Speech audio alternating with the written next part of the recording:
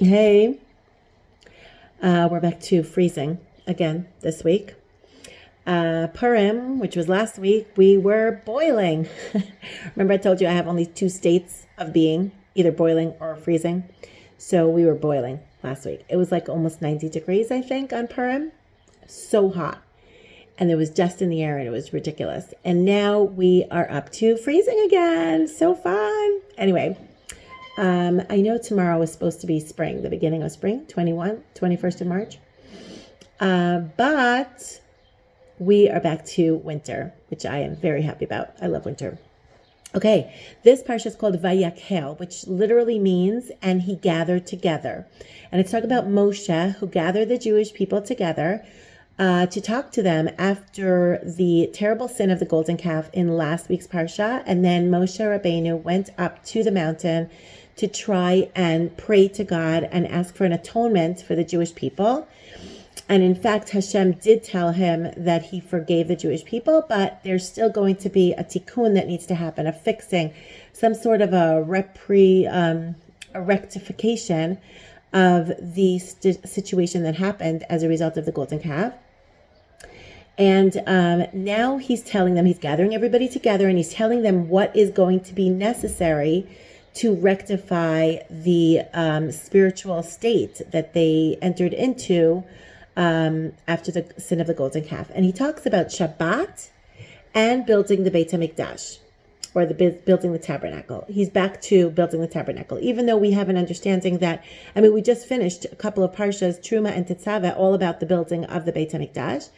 But apparently it seems that was actually told to them only now, after the sin of the golden calf, but the Torah put it before the sin, kind of as like Hashem creating the cure before the illness, So like he knew that the Jewish people were going to sin in this terrible way, that they were going to build a golden calf.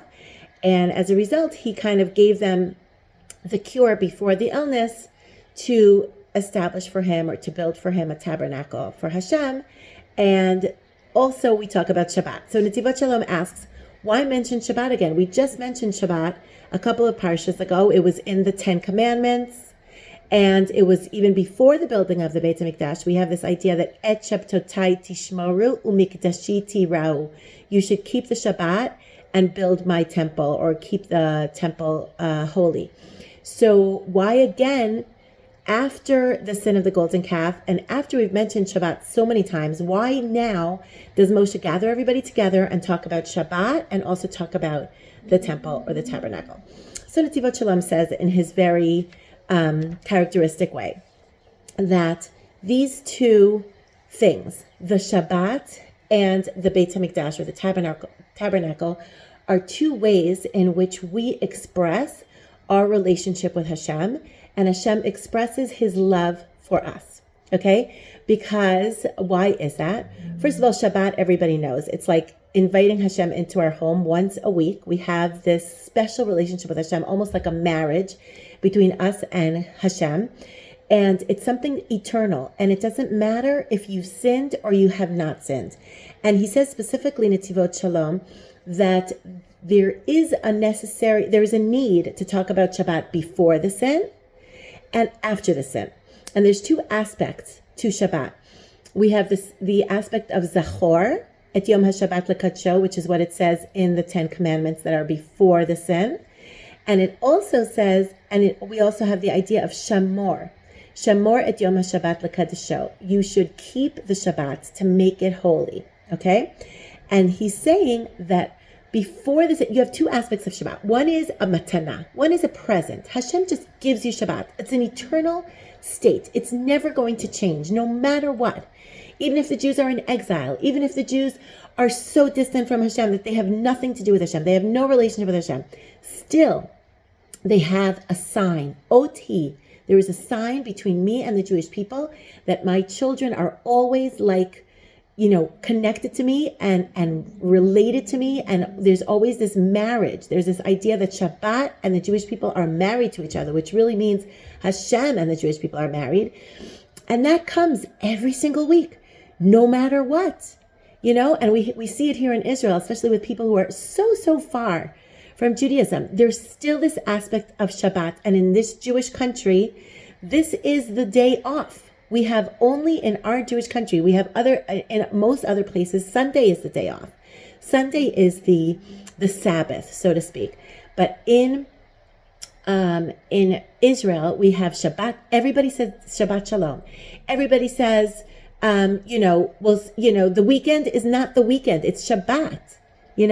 It's only in our country, the seventh day is the Sabbath, is the day off where we acknowledge this eternal covenant. Even if you have nothing to do with Hashem, you still have a relationship with Shabbat, which really means you are connected to Hashem. You have that emunah that Hashem created the world, and Hashem decided that he rested on the seventh. So do we.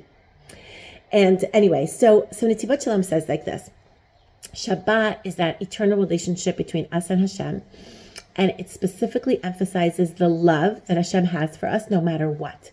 And so those two aspects of, so with Shabbat, there's these two aspects. The first one is the gift, that no matter what state we're in, there's always Shabbat. And it comes, we're in Shabbat no matter what, if we do it, if we don't do it, if we experience it, if we don't experience it, if we say Kiddush, if we don't, if we light candles, if we don't.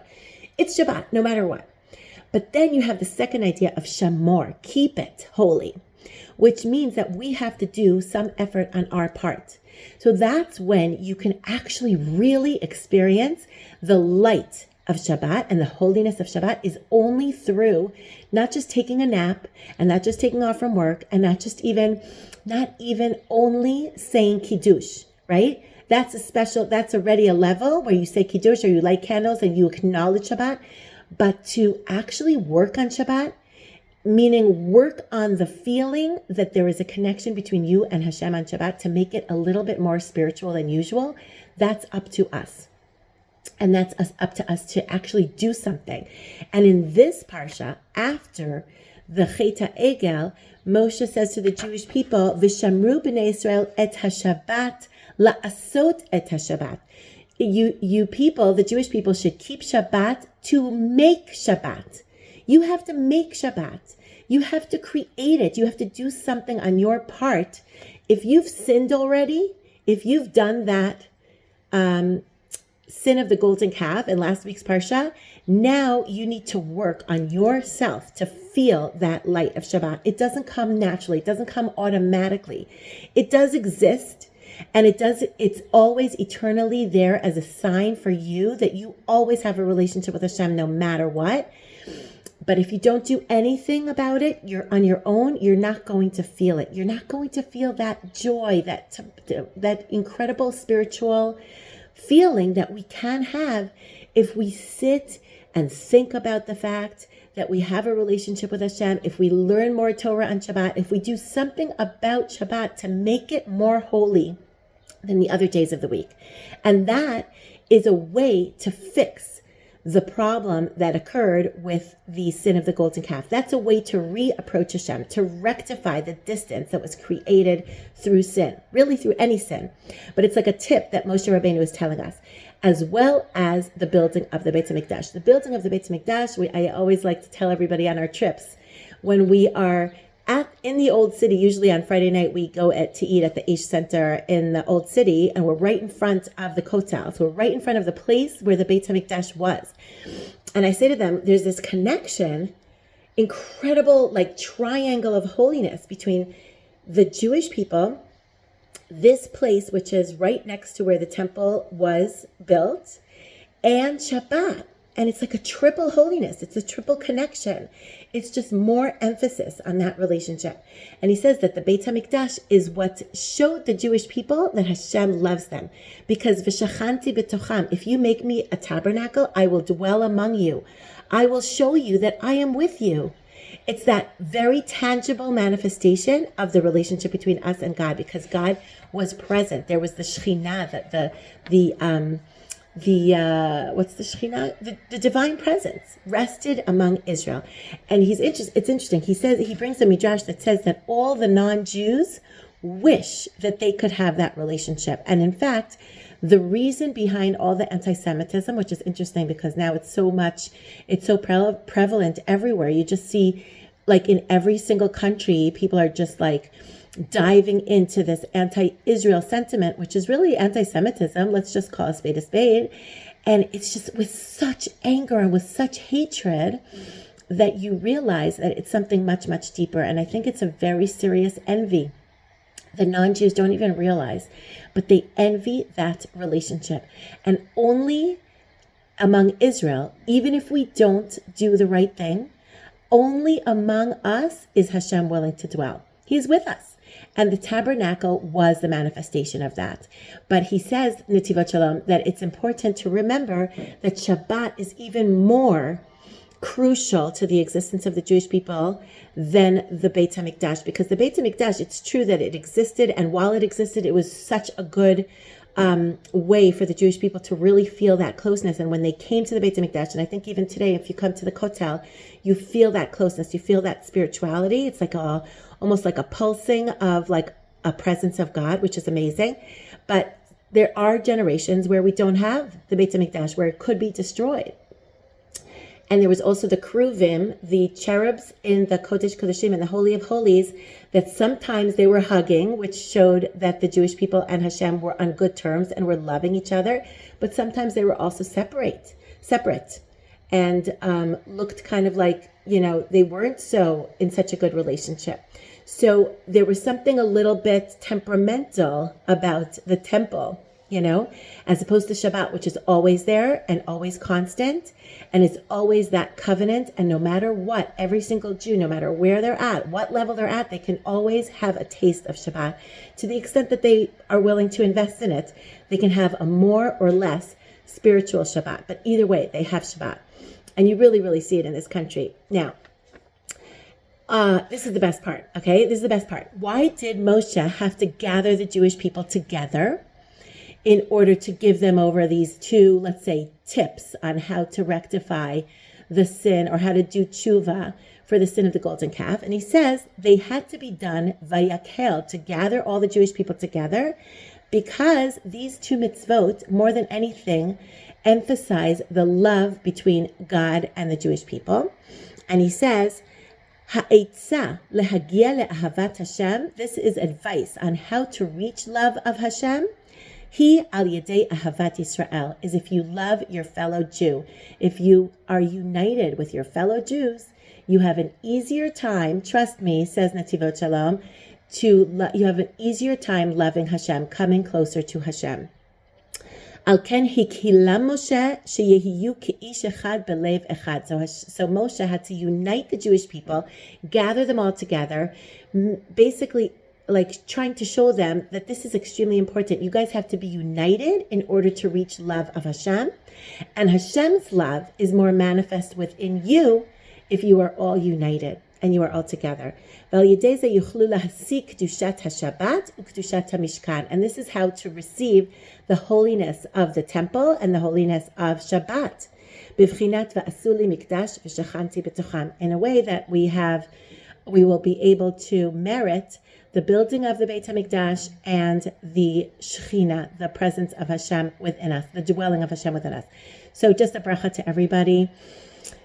There's a lot of difficulty now in Israel, and we know that there's a lot of dispute, there's a lot of difference of opinion, and we see the protests starting up again, the same kinds of protests that existed before October 7th. But we do know that they're not the same. They're not the same. I promise, they're not the same.